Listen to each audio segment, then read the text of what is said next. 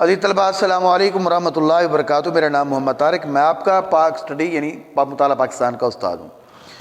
عزیز طلباء، آج ہم نے چیپٹر نمبر 2 اس کا لانگ کوشچن نمبر 4 پاکستان کی ابتدائی مشکلات کی لاسٹ ہیڈنگ سیاسی مشکلات، آج ہم نے یہ پڑھنا ہے۔ عزیز طلباء، جیسا کہ آپ کو معلوم ہے اور ہم گزشتہ لیکچرز کے اندر پڑھتے آ رہے ہیں، پاکستان کی جو تقسیم ہے اس میں غیر منصفانہ طور پر فیصلے کیے گئے، جس کی بنا پر پاکستان ابتدائی مشکلات کا شکار رہا اور اس کی مشکلات میں اضافہ ہوتا گیا۔ جیسے ہم نے پڑھا، پہلے کے اندر ریڈ کلف ایوارڈ کو پڑھا ہم نے، پھر مہاجرین کی آباد کاری کو پڑھا، انتظامی مشکلات کو پڑھا ہم نے، معاشی مشکلات کو پڑھا، فوجی اثاثوں کی تقسیم کے اندر جو مشکلات پیدا کی گئی ہم نے وہ پڑھا، اور کل کے گزشتہ لیکچر کے اندر ہم نے زرعی مشکلات کا بھی پڑھا۔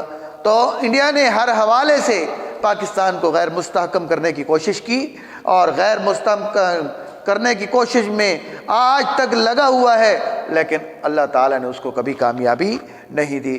ہاں، پاکستان کو اس نے دو لخت بھی کیا ہے، مشرقی پاکستان اور مغربی پاکستان شروع میں، تو اس نے پاکستان کو مشرقی پاکستان کے حصے سے محروم کیا، اور وہ بنگلہ دیش 1971 میں 1971 کے اندر یعنی بنگلہ دیش کے نام پر ایک نیا ملک دنیا کے خطے پر زمین پر وجود میں آیا۔ تو آج ہم پڑھتے ہیں بیٹا سیاسی مشکلات۔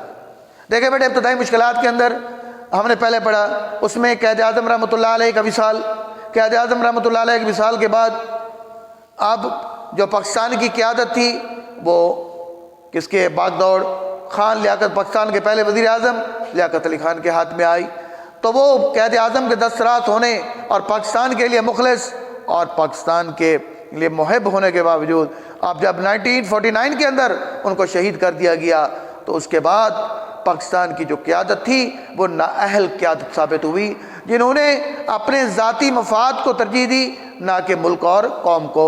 وہ اپنی مفاد پر، اپنی غرض پر، اپنی سیاست پر، اپنی کرسی اور اقتدار کو بچانے کے لیے، طویل کرنے کے لیے انہوں نے ملک میں لوٹ مار اور اس کا ظلم و ستم کا اور سیاسی ابتری کا ماحول پیدا کر دیا تھا۔ تو یہ بھی سیاسی مشکلات، اور اس کو بھی سنبھالا دینے کے لیے بہت تگ و دو کرنی پڑی۔ تو کچھ اس ٹائم بھی محب وطن لوگ موجود تھے جنہوں نے اس وقت ملک کو سنبھالا دیا، اور یوں پاکستان آگے ترقی کرتے کرتے کرتے آج اس نتیجے پر پہنچ چکا ہے۔ قیام پاکستان کے وقت پاکستان کو کئی سیاسی مسائل کا سامنا کرنا پڑا۔ آزادی کے وقت کئی آزاد ریاستیں تھیں، کئی آزاد شاہی ریاستیں متحدہ ہندوستان کے اندر تھیں، جن کے سربراہ نواب یا راجہ تھے۔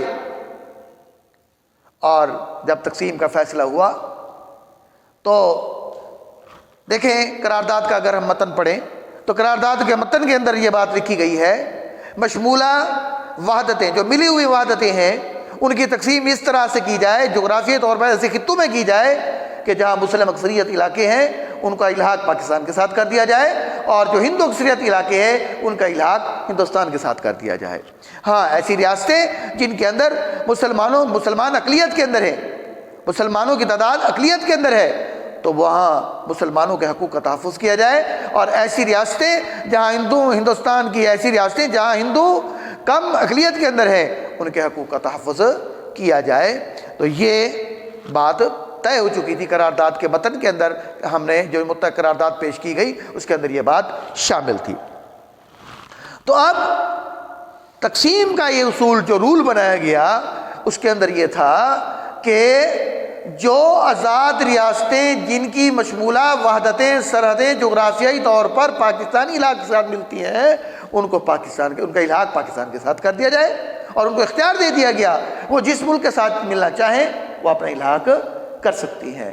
تو کچھ ریاستوں نے جو تھے اپنے الحاق کے فیصلے کر لیے تھے، اور کچھ ایسی ریاستیں تھیں جن کا بھی فیصلہ نہیں ہوا تھا، جیسے مناودر ہے، جوناگڑھ ہے، اور اس کے علاوہ ریاست جموں کشمیر ہو گیا، اور اس کے علاوہ کافی اور بھی ریاستیں ہیں، بیکانیر ہو گیا، کپور تھلہ ہو گیا، وغیرہ وغیرہ۔ یہ ساری کی ساری ریاستیں، ابھی ان کا فیصلہ، الحاق کا فیصلہ نہیں ہوا تھا، تو انڈیا نے کیا کیا، سب سے پہلے فوج کشی کر کے ان ریاستوں پر کیا کر لیا، قبضہ کر لیا۔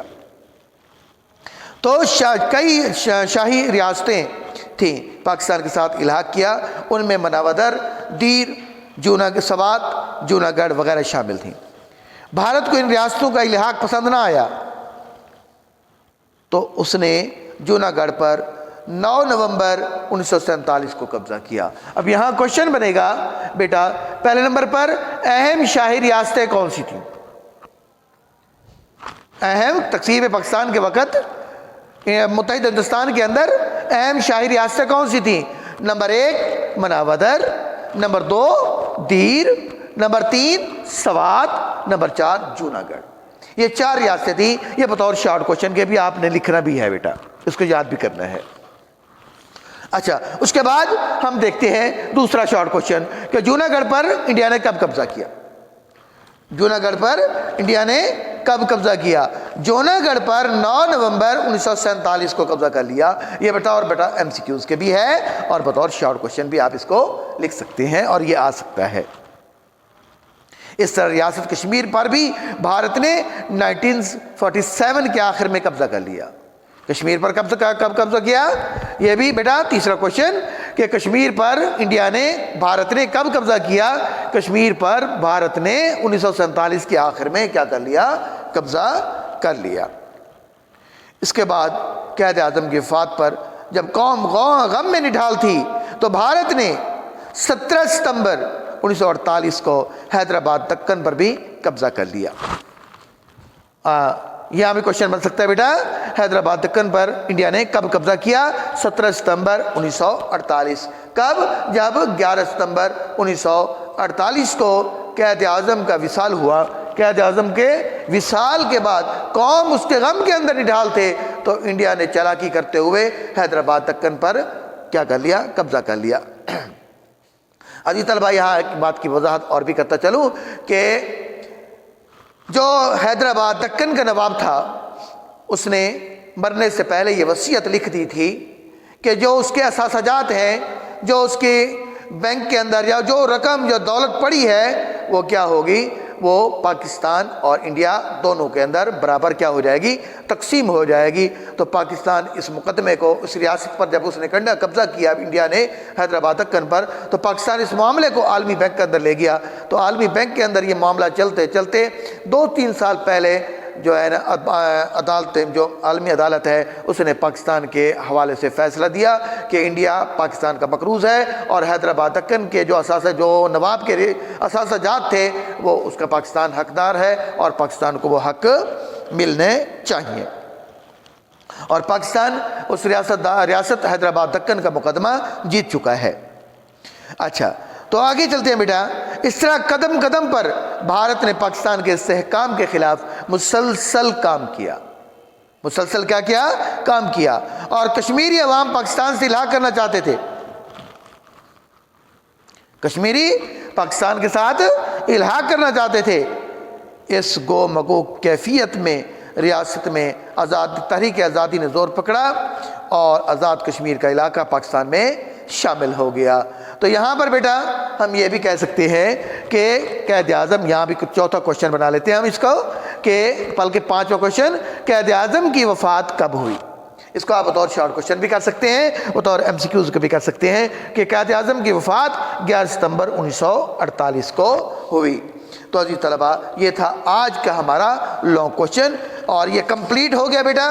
آپ لوگوں نے یہ لانگ کوشچن شروع سے لے کر آخر تک یاد کرنا ہے، آخر تک یاد کر کے مکمل، اس لیے آپ کو بیٹا ٹاپک وائز پڑھایا گیا ہے، شارٹ کر کے تھوڑا تھوڑا کر کے، تاکہ آپ اس کو اچھے طریقے سے ریوائز کر لیں، یاد کر لیں، اور تاکہ آپ اس بات کو ذہن نشین کر لیں، آپ کے ذہن کے اندر یہ بات بیٹھ جائے، تاکہ آرام ایزیلی طور پر آپ جو ہے نا اس کو کیا کر سکیں؟ یاد کر سکیں۔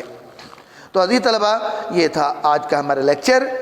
اگر کوئی بات آپ کو سمجھ نہ آئے تو آپ مجھے کال کر سکتے ہیں، واٹس ایپ کر سکتے ہیں، میسج کر سکتے ہیں، تاکہ میں آپ کی بہتر رہنمائی کر سکوں۔ اور ہوم ورک کے طور پر آپ نے بیٹا یہ 5 شارٹ کوشچن لکھنے ہیں اچھے طریقے سے، اور یہی میں سے پیپر بنے گا اور آپ کو یہ یاد کرنے پڑیں گے۔ السلام علیکم ورحمۃ اللہ وبرکاتہ۔